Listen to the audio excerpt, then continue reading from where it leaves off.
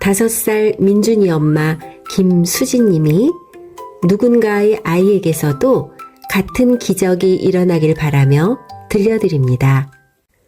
어린이집 주차장의 차 안은 조용했습니다. 나는 핸드폰 화면만 바라보고 있었어요. 부재중 전화 3통, 모두 어린이집 번호였습니다. 또 뭐가 있었을까? 손가락이 떨렸어요. 통화 버튼을 눌렀습니다. 어머니, 통화 가능하세요? 오늘 미술 시간에 민준이가 옆에 앉은 지호 얼굴에 물감을 뿌렸어요. 지호가 자기 크레파스를 만졌다고요. 나는 한숨을 쉬었습니다. 이게 이번 달만 해도 12번째 전화였어요. 장난감 던지기, 줄서기 거부, 매일 같은 내용. 담임선생님 목소리에도 지쳐있는 게 느껴졌습니다. 정말 죄송합니다, 선생님. 제가 지호 어머니께 따로 연락드릴게요. 전화를 끊고 난 다음 한참을 움직이지 못했어요. 차 밖은 밝은 오후 햇빛이 비치고 있었는데 제 마음속은 어둑했습니다. 아이를 맞이한 나는 목소리가 이미 딱딱했어요. 민준아, 어린이집에서 무슨 일이 있었어? 민준이는 창 밖을 바라보기만 했어요. 5살 아이인데 어쩐지 피곤해 보였습니다. 선생님한테 전화 왔어. 지호한테 물감을 뿌렸다며? 왜 그래? 지호가 먼저 내 크레파스 만졌어. 이 목소리, 계속 나오는 변명, 우리 집 일상이 되어버렸습니다. 나는 모르는 사이에 목소리를 높이고 있었어요. 그래도 물감을 뿌리면 어떡해? 넌 왜 맨날 그 모양이니? 민준이는 입을 꾹 다물고 고개를 돌렸습니다. 그 작은 어깨가 자꾸만 눈에 들어왔어요. 내가 뭐 하는 거지? 민준이는 내 눈치를 재며 침묵으로 일관했고 나는 죄책감과 무력감 사이에서 떠내려가고 있었습니다. 우리 아이가 문제 있는 건가? 왜 어린이집만 가면 이 모양일까? 내가 뭘 잘못 가르친 거야? 그날 밤 남편과의 대화는 더 절망적이었어요. 혹시 우리 아이에게 ADHD 같은 게 있는 건 아닐까? 우리는 그런 생각이 자꾸 들었습니다. 결국 상담을 받아보기로 했어요. 나는 민준이와 함께 전문가를 찾아갔습니다. 아동발달센터의 상담사는 민준이를 관찰한 후 1시간 정도를 나와 이야기했어요. 그 대화 속에서 제 인생이 바뀌었습니다. 어머니, 결론부터 말씀드리면 민준이는 소위 말하는 문제아가 아니에요. 나는 귀를 의심했어요. 민준이는 에너지 수준이 또래보다 높은 아이예요. 활동 욕구가 크고 호기심이 강하고 자기 생각을 표현하고 싶은 욕구도 커요. 문제는 이런 내면의 욕구를 적절하게 표출하는 방법을 아직 못 배운 거죠. 그 말이 날 울렸어요. 눈물은 저도 모르게 흘러내렸습니다.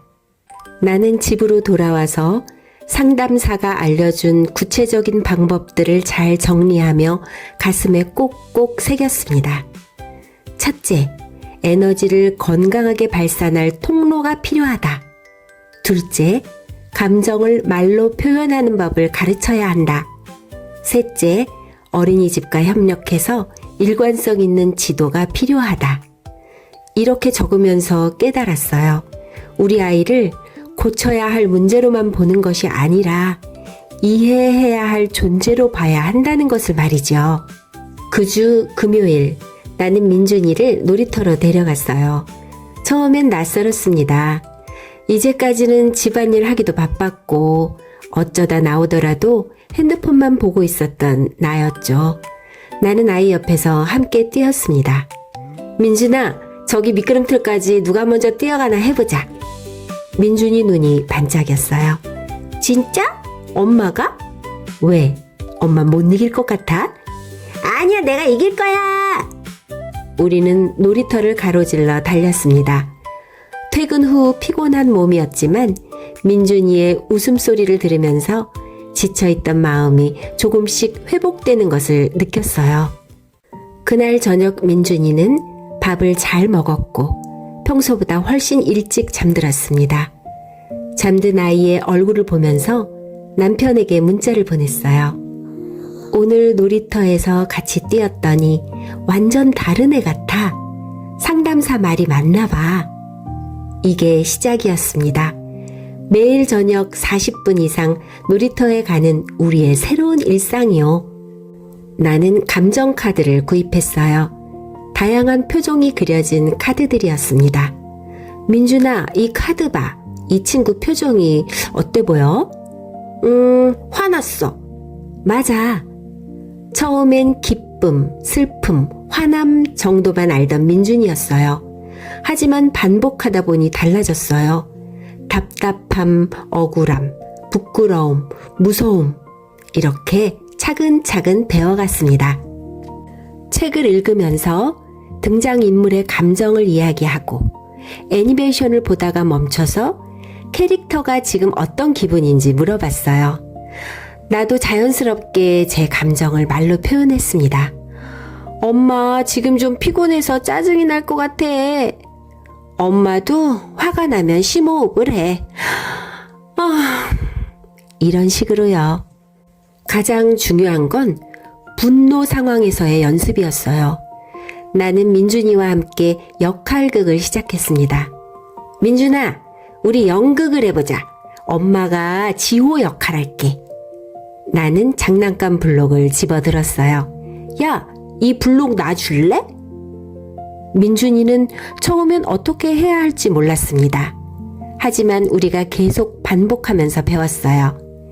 이건 내가 쓰고 있어. 나중에 빌려줄게. 그 말을 처음 했을 때 나는 얼마나 뿌듯했는지 모릅니다. 어린이집을 방문한 나는 더 이상 미안해하는 엄마가 아니었어요. 선생님, 따로 시간 내주셔서 감사합니다. 담임 선생님도 뭔가 달라 보였어요. 이제 우리는 대립 관계가 아니라 동료가 되어 있었습니다. 사실 민준이가 에너지가 많은 아이더라고요. 상담을 받아봤는데요. 오래 앉아있는 게 힘들고 또 인정받고 싶은 욕구가 크대요. 아, 맞아요, 어머니. 확실히 자유놀이 시간보다 모이는 수업 시간에 더 힘들어해요. 선생님은 민준이에게 매일 아침 날짜판을 바꾸는 역할을 맡겨주셨어요. 민준이는 아침마다 신이 났어요. 가장 중요한 건 피드백 방식이었어요. 이제 민준이가 잘했을 때 칭찬을 키즈노트에 적어주셨어요. 집에서도 칭찬해 주라고요. 한 달이 지났을 때의 저녁 식탁. 오늘 어린이집에서 어땠어, 민준아? 나 오늘 칭찬 스티커 받았어. 남편과 나는 눈을 맞췄어요. 진짜? 뭐 때문에? 지호가 넘어졌는데 내가 일으켜줬어. 선생님이 나 착하다고 했어. 그 순간 뭔가 목이 메었어요. 나는 주방으로 피했어요. 눈물을 감추기 위해서였습니다. 물론 처음부터 모든 게 잘 되지는 않았어요. 태권도장도 처음에는 거기서 정말 달라질까 걱정했어요. 그런데 관장님 말씀이 나를 놀라게 했습니다. 어머니, 민준이 에너지가 진짜 좋아요. 태권도는 힘을 쓰는 게 아니라 조절하는 거거든요. 민준이 같은 아이들이 오히려 잘해요. 그 말을 들으며 생각이 바뀌었어요. 우리 아이의 에너지는 문제가 아니라 잠재력이구나. 그저 방향만 잘 잡아주면 된다는 것을 깨달았습니다. 토요일 오후, 우리 집에 지호를 초대했습니다. 정말 괜찮을까? 처음엔 불안했어요. 그동안 지호와 작은 사건들이 있었으니까요. 하지만 두 아이는 자연스럽게 장난감을 펼쳐놓고 놀기 시작했습니다. 나는 멀찍이서 지켜봤어요.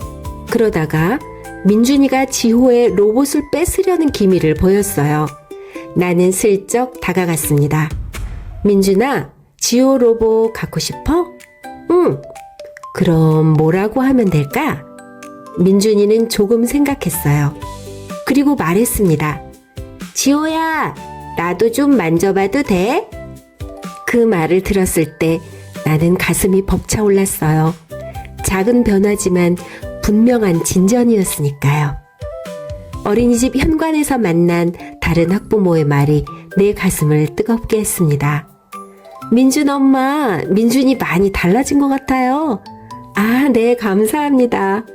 우리 아이가 요즘 민준이랑 제일 친하대요. 민준이가 놀이터에서 자기 지켜줬다고요. 그 말이 정말로 나왔을 때 나는 그 자리에서 눈물이 나올 뻔했어요. 6개월 전 민준이는 때리는 아이였어요. 이제 민준이는 친구를 돕는 아이가 되어 있었습니다. 그날 저녁 나는 민준이를 꼭 안아주었어요. 민준아, 엄마가 할 말 있어. 예전에 엄마가 민준이한테 맨날 왜 그러냐고 야단쳤잖아. 그때 민준이 속상했지? 응. 미안해. 엄마가 민준이를 잘 몰랐어.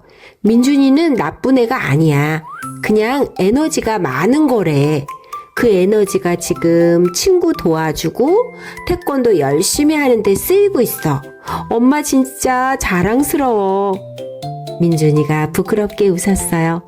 엄마 좋아. 엄마도 민준이 좋아. 요즘 저녁은 전과 달라요. 남편이 퇴근하면 물어요. 오늘 어린이집에서 전화 왔어?